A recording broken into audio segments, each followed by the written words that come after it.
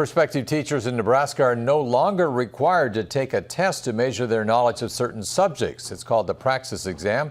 Governor Jim Pillen held a signing ceremony to make the change official. Nebraska is now among 34 states, including Iowa, that do not require the test. Before signing the measure, Pillen said that the change will help schools fill openings across the state and eliminate fees for taking the test. Key example of maybe somebody created something good years ago that really isn't practical and having an impact. So the test, it's proven that the test isn't having an impact on the quality of teachers. So because teaching skills are assessed in so many ways with hand-on applications. The Nebraska Department of Education reported nearly 770 unfilled positions last year, 208 of which were left completely vacant.